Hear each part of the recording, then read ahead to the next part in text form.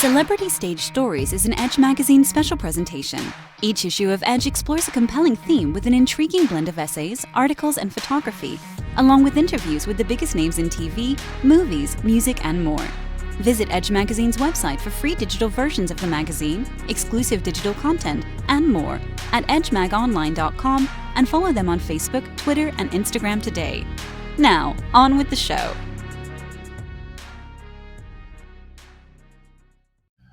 All right, ladies and gentlemen, thank you once again for joining us here for Celebrity Stage Stories.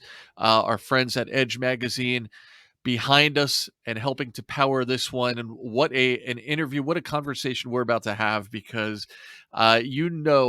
this amazingly talented performer from really just some of the most popular movies of all time. We're talking about Wayne's World, True Lies, so many different appearances on TV, the big screen, her music, her dancing.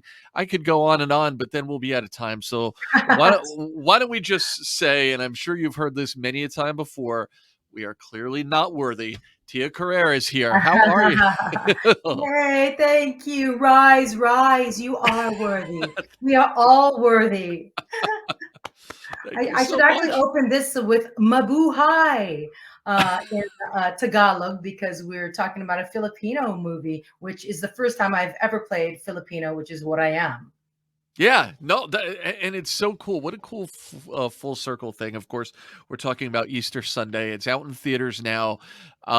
Today. Yes, yeah. I mean, today as we're recording this, but I'm sure you guys will be having the opportunity to watch this for some time. It looks like it's going to be a dominating comedy on the big screen, which you don't see a lot of nowadays. So I think it's really cool that this movie slides into such a high profile space for somebody just looking to go out and laugh. What attracted you? Family also. It's laughter, but it's also healing family divisions. You'll be surprised. Some of the parts are very touching, which comes out of, you're like, oh wow, I didn't expect that from Joe, because he's a big stand-up comic, but he's also a very big softie and just a sweetheart, and it comes through on screen. Yeah, absolutely. And there's a huge cast here, but certainly, seeing you as part of the cast, people are going to be like, wow, like we know that Tia is going to bring it. She's going to kill it. So we know this entire cast must be amazing.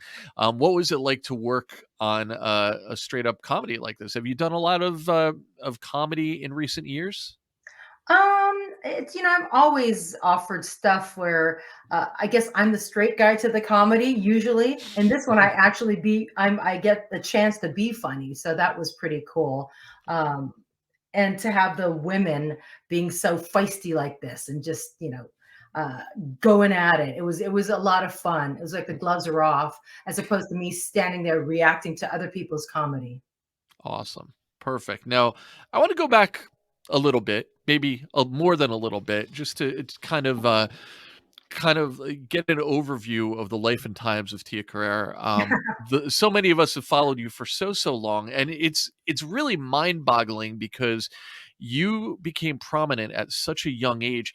I didn't even realize this, and I love going through these histories just to kind of realize these notes. But you were on Star Search at the age of 18.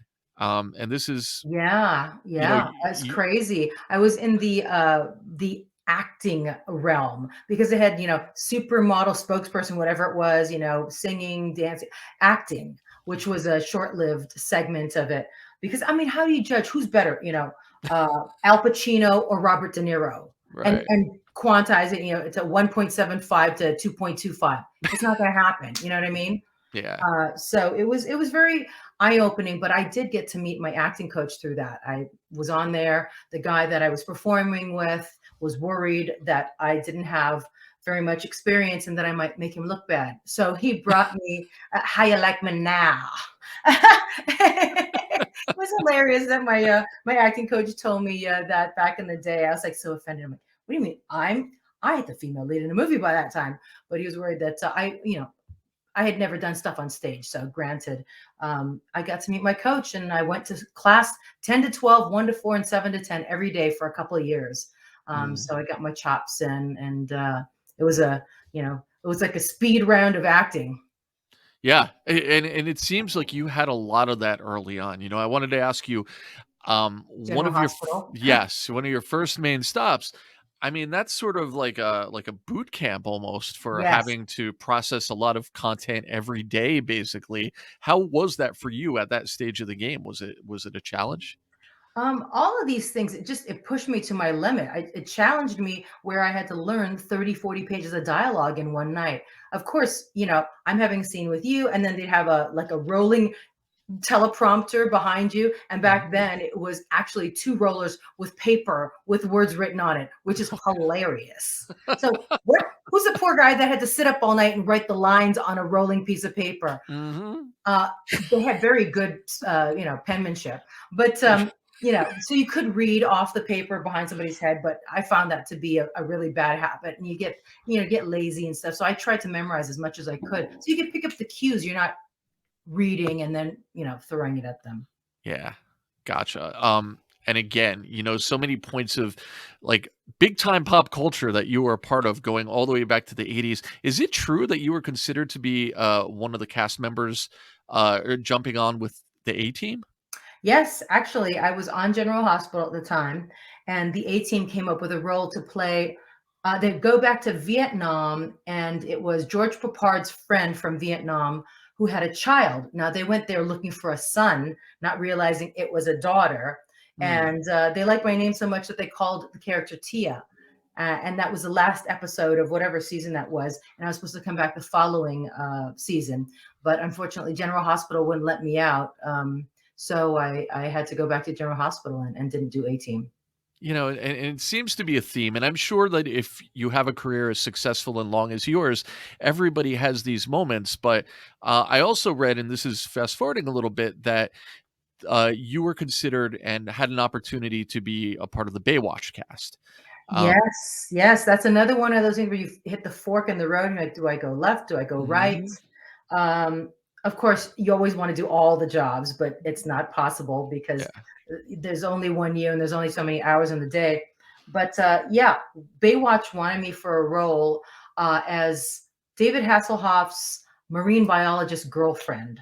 Um, and we kept dragging our feet because I had read the script for Wayne's World, and I read it and I thought, 18 to 23, uh, girl speaks Cantonese, but when she gets up and rocks, she rocks like nobody's business. Martial arts, funny. And I was like, this will be mine. This will be mine.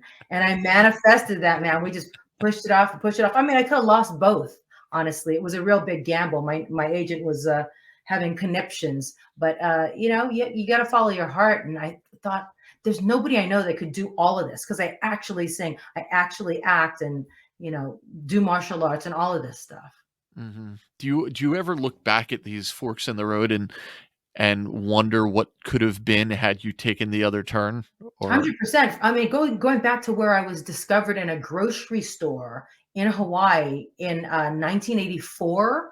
I was still in high school, and a mother and father producer came up to me in a grocery store. We happened to be shopping, and said, "Darling, you're gorgeous. You should be in my son's movie."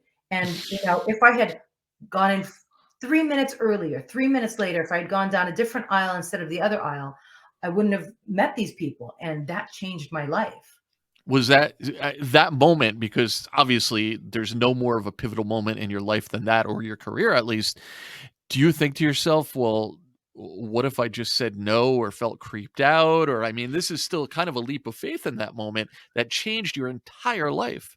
Yeah, that's why I always say, to my daughter and to friends, be open to the flow. You never know where a chance encounter might lead you. Have conversations with people and really listen.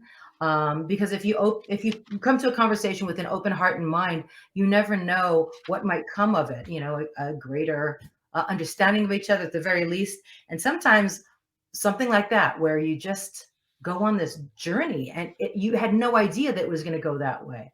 Of course, follow that wee small, voice in your gut that tells you this person's creepy. Something about them's unsettling. But their energy was clean. They were just came off the airplane. She was all dressed. The mom was dressed all in like Beverly Hills, jewelry and maybe even a fur collar on her coat. And the dad was in a three-piece suit. So, they didn't look like weirdos off the street. They were like they just came off the airplane to Hawaii. Right. They're weirdos off the airplane, but that's a step up. Yeah. They're dressed well anyway. But I Well, didn't get that vibe, I didn't get that lecherous, creepy vibe, which I have gotten subsequently many times. oh, I'm sure that we mentioned Wayne's World a couple times already. Obviously, something that you're still so well remembered for, of course, the sequel as well. Did you know, I mean, obviously you felt like you wanted the part, you knew you were perfect for it, but did you have any idea how much of an impact the movie would have on our culture and your career? I had no idea. All I knew was that the part was perfect for me. And that when I read the opening where it said, Scaramouche, Scaramouche, can you do the fandango? I was a huge Queen fan. And I just was tickled that they actually have this whole lyric and they're going through the whole song doing this headbanging scene. I just thought, this is hilarious and unlike anything I've ever seen before. I have to be a part of this. Yeah. Um, and this leads to so many other, increasingly bigger and more high profile things for you. A movie that's still a classic, everyone remembers it who lived through that time, of course, was True Lies. Yes. And this is maybe I'm trying to think, this may be one of the first times that the world realized that not only are you an amazing singer, an amazing actor, so funny, but like, man, can you dance? Like, and later we'd see you on Dancing with the Stars, but how Yeah, big so of it's a, questionable when you see me on Dancing with the Stars, whether that actually is the case. but I mean, obviously you had the dance lives within you. How big of a part of your life had dance been up to that point?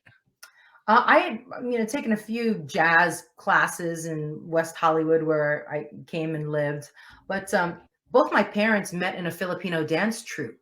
So maybe I just had it in my DNA. I mean, they do that tinikling with the clack clack clack clack with the bamboo poles, and then the candles that they go like this, and the coconut shell. So like I have rhythm, that's for sure. But no, I wasn't like a trained ballerina like some other people. But I love to dance. I love dancing.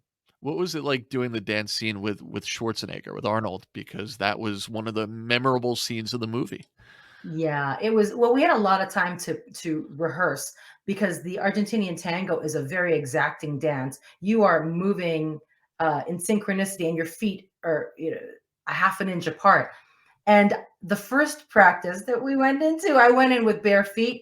Boy, was that a mistake. I did not do that anymore. Yeah, there was a little baby toe incident. I was like, ah, okay, I'm putting my shoes back on.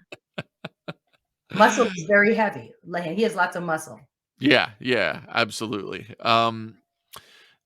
This is sort of a general question, but we've kind of touched on it a little bit already about, um, you're someone who really caught fire after the world discovered you.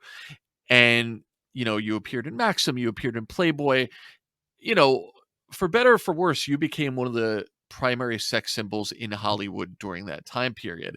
It's a And very it's heavy some mantle to carry, I'll have you know. I g I I'm sure it is. It's I'm very sure difficult being a you sex literally symbol have to carry a man. internationally. It's gotta be tough. Um, and you never shied away from it, but you also never, like, made that your thing. Like, that was just a part of who you were, but you're still out there, you're making music, you're like, putting on these wonderful performances in different movies and different TV shows. You never got typecast as that, as a picture, or as just like a sexy video or a sexy outfit or whatever the case may be. Is that something you actively avoided trying to be typecast as, because you had all these other things that you wanted to the world to see you for first and foremost? Yeah, it goes back to that wee small voice in your gut that tells you this is right for me. This is too far in that direction. Even Playboy came very much later. Uh, Mm, uh, you know, in 2003, I think it was, and they had asked me a number of times before, but I didn't want that to be my physicality to be the primary calling card because right. I'm so much more. I'm a smart girl and a funny girl. and I can sing my butt off. I actually started out wanting to sing, so that wasn't a question for me. Singing music was always first in my heart. It's just funny that I'm known more for the acting and went on this journey that's taken me decades. But I started out singing with Daniel Ho when I was 14, 15 years old, and that was the direction we were going. So subsequently to come back and do singing again and getting 2 Grammys with my childhood friend, it's always been there simmering underneath, waiting for the right time to pop up. And Wayne's World got me a record deal with Warner Brothers. So I Mhm. released that record and had some singles from that, the Ballroom Blitz. But that rock and roll is very hard for me to sing. It Mhm. really strips your chords, and I got laryngitis a few times. It's not where my heart is. I like a more chill, Sade-ish kind of exotic vibe. And so when Daniel started doing his Hawaiian records, I jumped in and became the vocalist for 4 of the records, and we got 2 Grammy wins for that. Yeah. So now we even have a third song that's up for Best Global Performance where I'm singing Filipino. So we're constantly changing and morphing and, zigging and zagging, but it's all unfolding as we go. And the only metric is whether it feels good in my body or not, whether I feel happy and positive about it, or if it's something that I kind of dread. So that's the only thing I can go by, because there is no playbook for show business. There's no primer that says, you do this and you do that and you do that, and then you're a star. And then when you Right. get to become a star, this is what you do next. It's a crazy road that nobody knows anything ever, It, really. it's the long game. I mean, you've played the long game and you've played it by following your gut and doing what makes you happy. And I Yeah, mean, sometimes it's clearly, led me astray, mostly in the man department, but oh well, that's another conversation. oh, that's got to be a separate episode. We can Completely. with call-ins and No, no, no pitches, call-ins. I don't want bidding. to. Hey, Tia, do you remember me? Huh? I don't know. I stand on the fifth. So you're not going to share your personal phone number on our next episode when we have you. Goodness gracious. Oh my goodness. Well, look, it's something maybe even as CD as we're hypothesizing here. Look, I don't want to get into politics at all, but I really need to ask you, because you were one of the few, the chosen, the proud, who are a part of the show known as Celebrity Celebrity Apprentice. Apprentice. Yes. So, Yeah. and again, we're not getting political here, but I just want to ask you that at that time that you were, shooting that show, you're in the cast, you're sitting at those boardroom tables. Did you ever think to yourself, this gentleman could be the president of the United States someday? Was that something that seemed at all on your radar just from being around Donald Trump? I mean, I'm sure it wasn't even in his mind at the time. I mean, he was very nice to me. Yeah. There was no inkling that he would become what he became subsequently and wreak the kind of havoc that he and his presidency, did on dividing people. And it's heartbreaking where that's gone. Hopefully, we find our way back together, healing somehow. But I don't think anybody had any idea, other than that he was incredibly driven and created this brand and this structure that would then even amplify his brand even further. It was on the other side, I was there for charity. Mhm. I was there for after school all stars Hawaii, which I got involved with through Arnold Schwarzenegger. And even though it was for charity, purportedly, I saw some of the least charitable behavior uh, from one contestant to the next. It was very hard dealing with, mean girls and, people that are used to that reality TV thing, and they're precocious in front of the camera and trying to roll their eyes at you, making fun of you. I really didn't like that aspect of it. So when the time came, I was the head of my whatever task, and I basically threw myself on my sword. And I'm like, no, I was the leader of this task, and it didn't win, so I have to go home. Bye. So I mean, my daughter was still little, and I was like, I'm done. I'm not going to be here. I've done what I came to do, and I held my dignity, and I was kind, and I showed hard work, Mm. which is a very Filipino trait. Work hard, put one foot in front of the other, and we're not show offy. We just do our work.